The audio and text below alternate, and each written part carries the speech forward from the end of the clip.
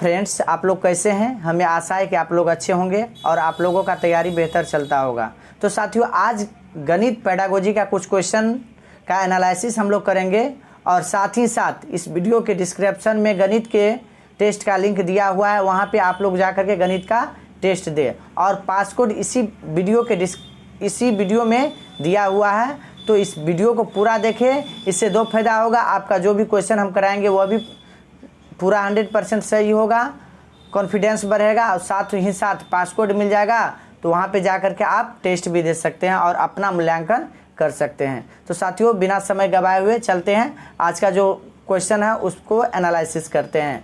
देखिए, पहला क्वेश्चन आपके स्क्रीन पे आ चुका है। निम्नलिखित में से कौन सा कथन सत्य है? निम्नलिखित में से कौन सा कथन सत्य है? पहला क्या है?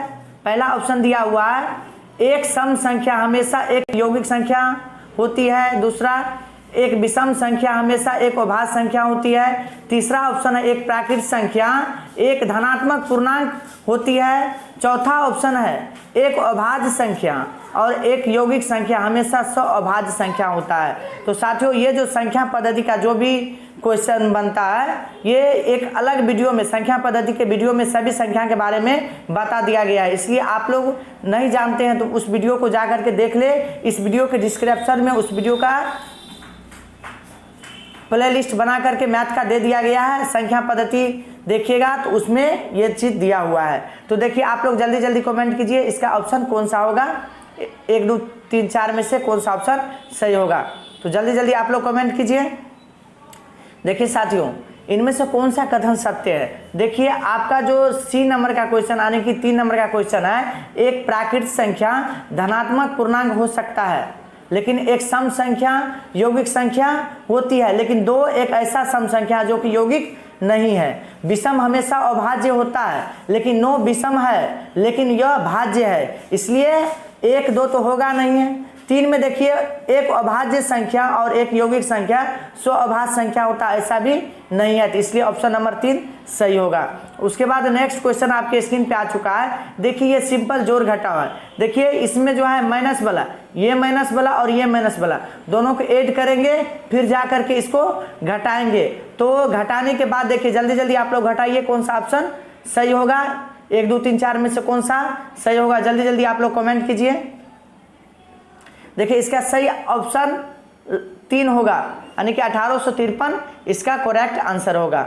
उसके बाद नेक्स्ट क्वेश्चन आपके स्क्रीन पे देखिए, गणित शिक्षा का मुख्य लक्ष्य है। गणित शिक्षा का मुख्य लक्ष्य है। पहला, छात्रों को गणित समझने में सहायता करना। दूसरा, सार्थक क्षमता का विकास करना। तीसरा, गणित के लिए बच्चों की योग्यता का विकास करना। चौथा, ज्यामिति के प्रमेय का प्रतिपादन करना तथा उनके स्वतंत्र रूप में प्रमाणित करना। तो साथियों, कौन सा ऑप्शन सही होगा, जल्दी जल्दी आप लोग कमेंट कीजिए।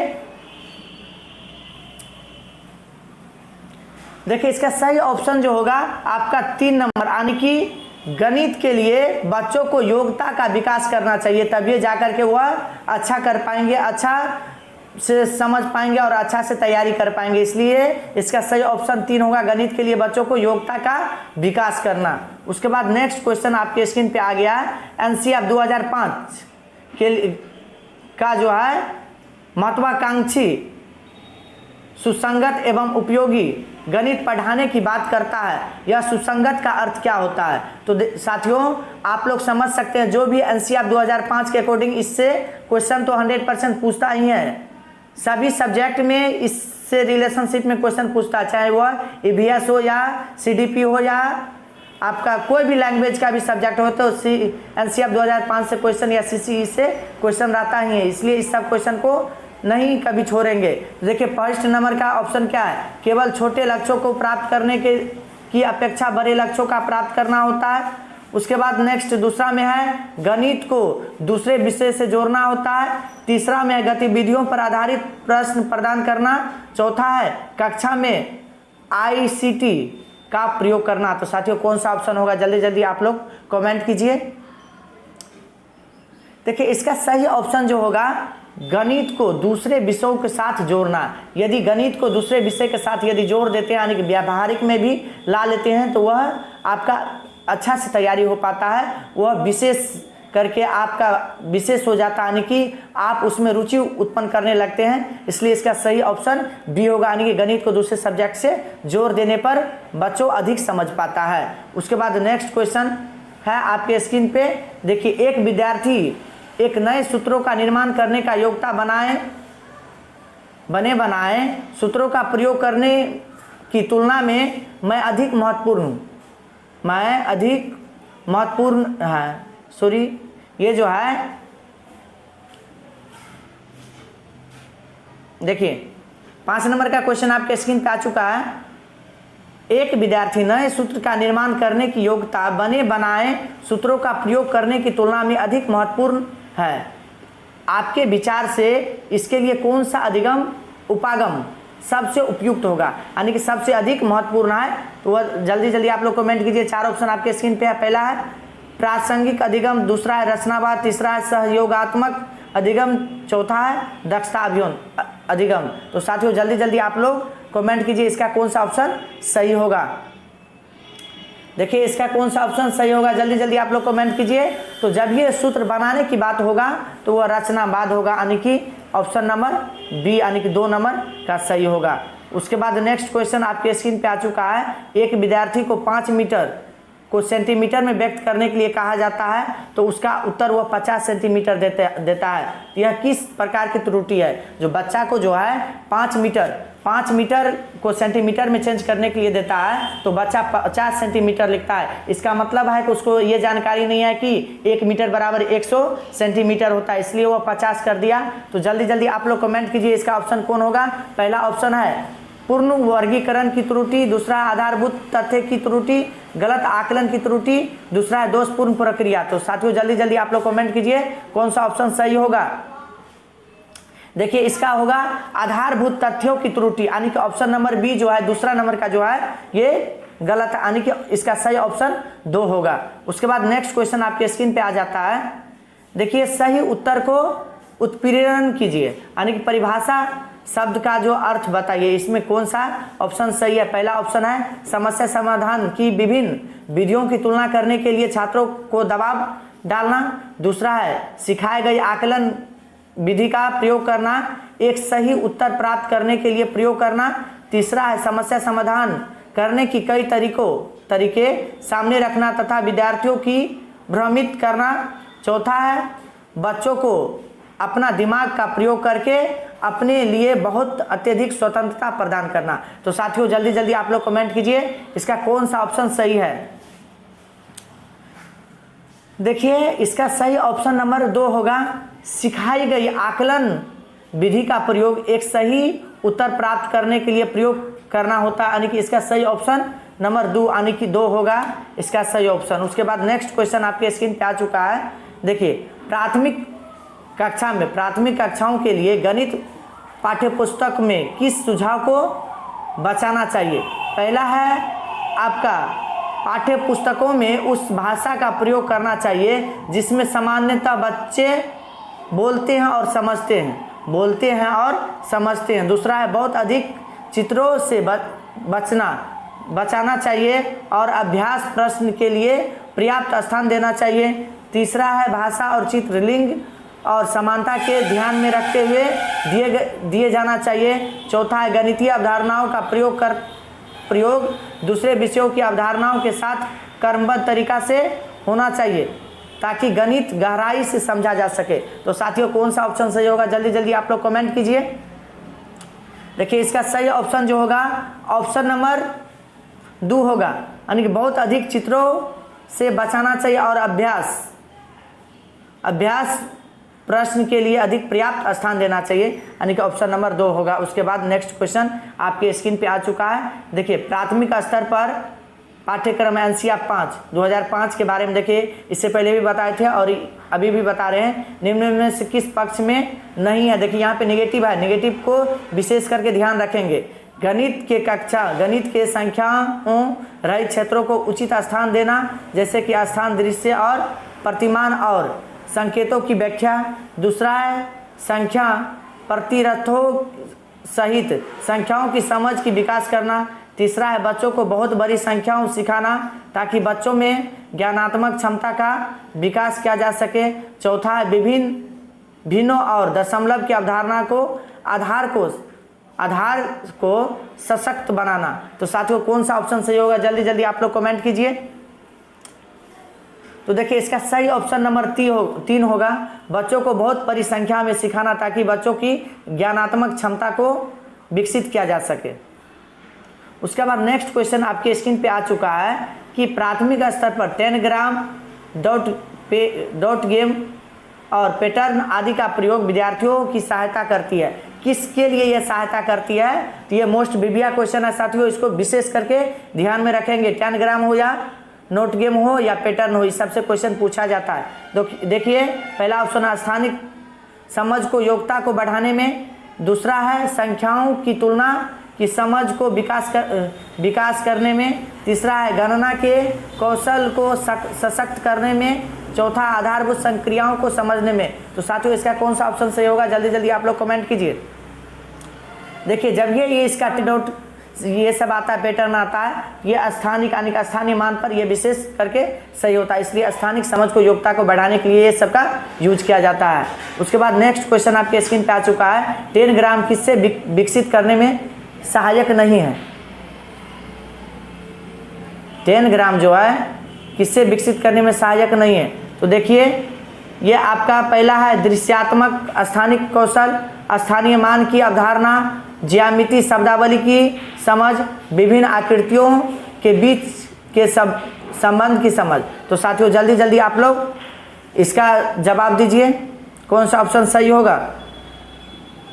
इसका ऑप्शन नंबर 2 होगा। देखिए नेक्स्ट क्वेश्चन, देखिए यही है 10 ग्राम, यही है 10 ग्राम। 10 ग्राम जो है यही है जो कि स्थान को दर्शाता है। उसके बाद आपका जो है 12 नंबर का क्वेश्चन आपके स्क्रीन पे आ चुका है, आप कक्षा 4 के विद्यार्थियों को क्षेत्रफल और परिधि या परिमाप का अवधारणा का शिक्षण करने का कौन सा उपकरण उपयोग करेंगे? यानी कि कक्षा 4 के बच्चा आपके पास पढ़ रहा है और उसके बारे में क्षेत्रफल और परिधि के बारे में आप उनको सिखाएंगे, तो इसमें से किसका यूज करेंगे? अबेकस का या जियो बोर्ड का या भिन्न के डिस्क का या आधार के 10 ब्लॉकों का? तो साथियों जल्दी जल्दी आप लोग कमेंट कीजिए कौन सा ऑप्शन सही होगा। देखिए इसका जो ऑप्शन सही होगा जियो बोर्ड। इसका जब ये क्षेत्रफल के दृष्टिकोण या परिधि परिमाप यानी क्षेत्रफल यानी कि सेकेंड मैथ की ओर जाते हैं, ज्यामिति की ओर जाते हैं, तो आपका जियो बोर्ड अत्यधिक काम करता है, इसलिए इसका सही ऑप्शन जियो बोर्ड होगा। उसके बाद नेक्स्ट क्वेश्चन आपके स्क्रीन पे देखिए, रवि वस्तुओं को एक छोटे संग्रह में से वस्तुओं को सही संख्या बता सकता है, वह कौन सी अवस्था में है? क्रियात्मक अवस्था में, उद्गामी अवस्था में, मात्रा निर्धारण अवस्था में, विभाजन अवस्था में? तो साथियों जल्दी जल्दी कमेंट कीजिए कौन सा ऑप्शन सही होगा। देखिए इसका सही ऑप्शन आपका 2 होगा, यानी उद्गामी अवस्था में रवि है। नेक्स्ट क्वेश्चन आपके स्क्रीन पे आ चुका है 14 नंबर का।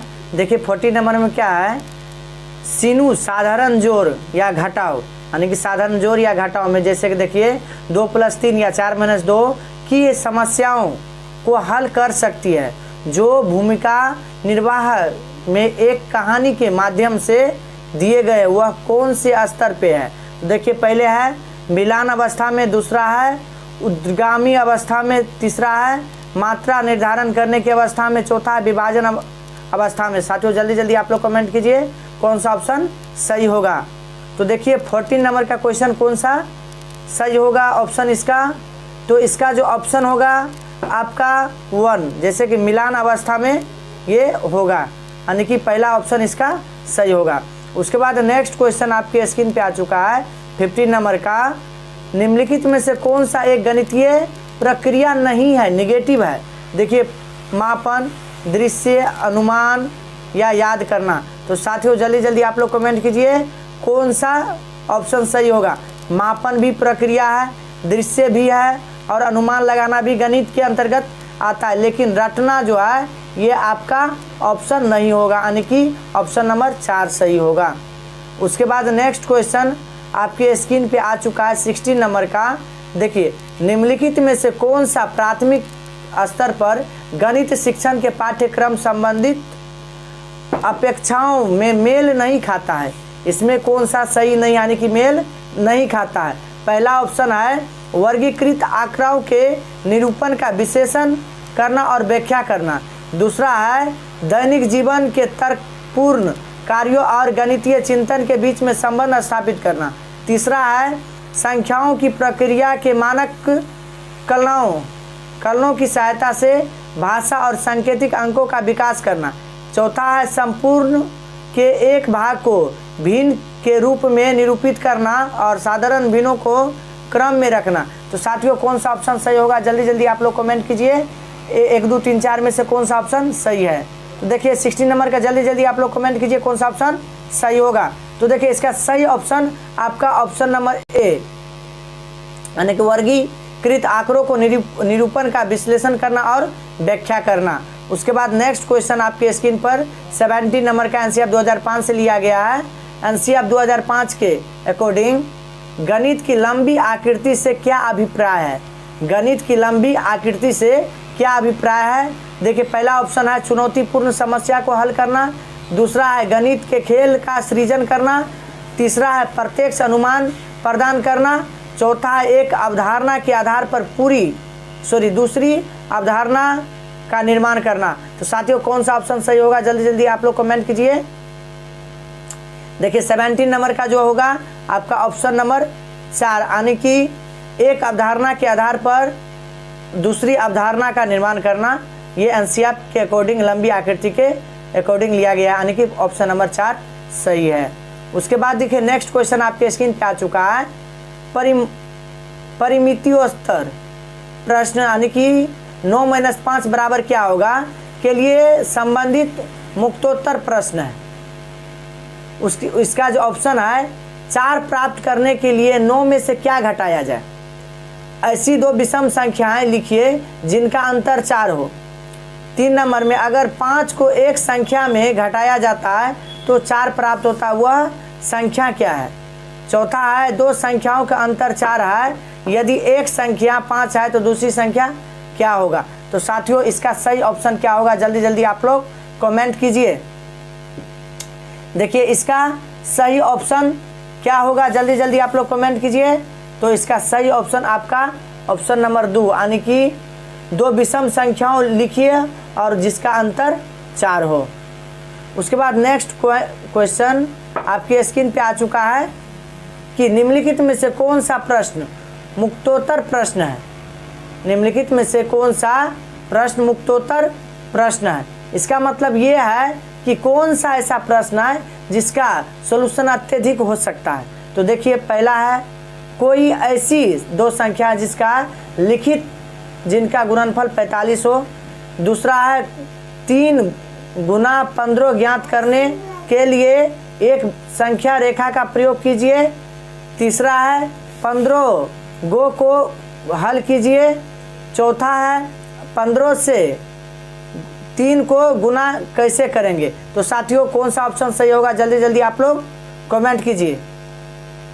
देखिए, मुक्तोत्तर प्रश्न की बात होता है तो कोई भी 2 ले सकते हैं, ऐसा कि नहीं हो सकता, इसलिए आप कोई भी आपको पूरा छूट मिल जाता है। तो इसलिए इसका ऑप्शन ए होगा, यानी कि 2 ऐसी संख्या लेंगे जो कि जिसका गुणनफल 45 होगा। उसके बाद जो है नेक्स्ट क्वेश्चन आपके स्क्रीन पे आ चुका है 20 नंबर का।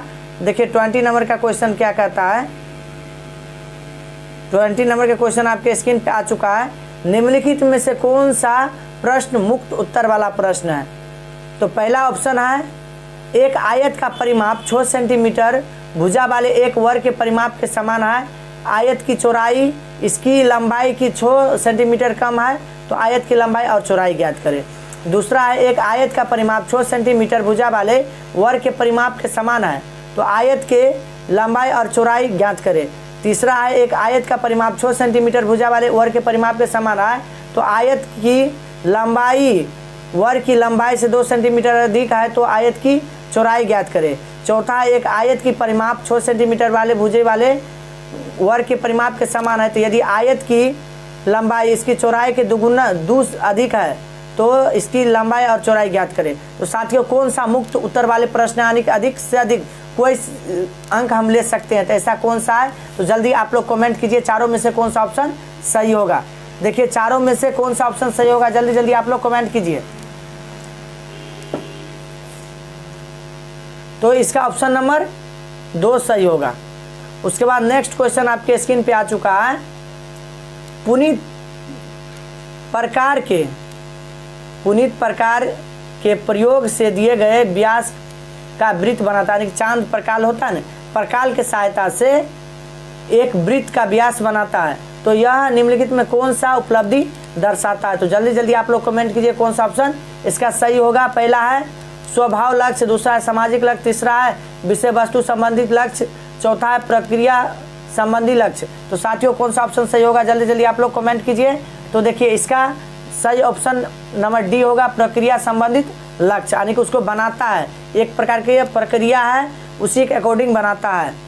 उसके बाद जो है 22 नंबर की क्वेश्चन जो है, बनी समस्या और दशमलव भिन्न, यानी कि एक से छोटी और बड़ी दोनों को एक संख्या रेखा पर निरूपित करना है, यानी कि जानती है। तो वह किस अवस्था में? संक्रियात्मक अवस्था में, प्रारंभिक अवस्था में, मात्रात्मक अवस्था में और विभाजन अवस्था में। तो साथियों जल्दी जल्दी आप लोग कमेंट कीजिए इसका कौन सा ऑप्शन सही होगा। देखिए इसका सही ऑप्शन नंबर ए होगा, यानी संक्रियात्मक अवस्था। उसके बाद नेक्स्ट क्वेश्चन आपके स्क्रीन पे आता है। एनसीईआरटी 2005 के अकॉर्डिंग स्कूल गणित एक ऐसी स्थिति में होता है जहां एनसीईआरटी 2005 के अकॉर्डिंग स्कूल गणित यानी कि स्कूल में गणित का एक ऐसी स्थिति होता है जहां बच्चे सूत्र के अभ्यास में शामिल होते हैं और उन पर कार्य प्रदर्शन और परीक्षाओं का दबाव रहता है। दूसरा है गणित बच्चों के जीवन के अनुभवों का एक भाग होता है। तीसरा है बच्चे को दैनिक अभ्यास के माध्यम से गणित सिखाने के लिए बाध्य किया जाता है। उसके बाद है बच्चे श्रोता होते हैं और शिक्षक सक्रिय वर्णनकर्ता होते हैं। तो साथियों इसका कौन सा ऑप्शन सही होगा, जल्दी जल्दी आप लोग कमेंट कीजिए। तो देखिए इसका जो ऑप्शन नंबर 23 का क्या होगा, इसका ऑप्शन नंबर आपका 2 होगा, गणित के जीवन के अनुभवों का एक भाग होता है। उसके बाद नेक्स्ट क्वेश्चन आपके स्क्रीन पे है 24 नंबर का। उच्च प्राथमिक स्तर पर आंकड़ों के व्यवस्थित करना केंद्रित होता है, यानी क्या दर्शाता है? पहला है आंकड़ों के संग्रह करने की विधियों पर, दूसरा आंकड़ों का संग्रह या वर्गीकरण और व्याख्या पर, तीसरा है केवल आंकड़ों की व्याख्या पर, चौथा है केवल आंकड़ों के वर्गीकरण पर। तो साथियों कौन सा ऑप्शन सही होगा, जल्दी जल्दी आप लोग कमेंट कीजिए। तो इसका सही ऑप्शन नंबर 2 होगा, यानी कि आंकड़ों के संग्रह पर। उसके बाद नेक्स्ट क्वेश्चन देखिए आपके स्क्रीन पे आ चुका है। सीबीएसई ने एक महान गणितज्ञ का जन्म दिवस को गणित सप्ताह के रूप में मनाने का घोषणा की। वह कौन है? वह आर्यभट्ट है या ब्रह्मगुप्त है या श्रीनिवास रामानुजन है या भास्कर साहब है? तो जल्दी जल्दी आप लोग कमेंट कीजिए इसका ऑप्शन क्या होगा। तो देखिए ये है रामानुजन, श्रीनिवास रामानुजन के जन्म दिवस के शुभ अवसर पर गणित, ये जो एक जो गणितज्ञ थे, इन्हीं के जन्म दिवस को गणित सप्ताह के नाम से मनाने का घोषणा की। वह कौन घोषणा किए? तो सीबीएसई। तो साथियों इस वीडियो के डिस्क्रिप्शन में जो टेस्ट का लिंक दिया हुआ है उसका पास कोड है 2223। इसलिए साथियों आप लोग इस वीडियो के जो डिस्क्रिप्शन में लिंक दिया हुआ है टेस्ट का, उस पर खोल करके गणित का टेस्ट है अवश्य दे। ये देने से आपको बहुत ही फायदा होगा। तो साथियों फिर मिलते हैं नेक्स्ट वीडियो के साथ, तब तक के लिए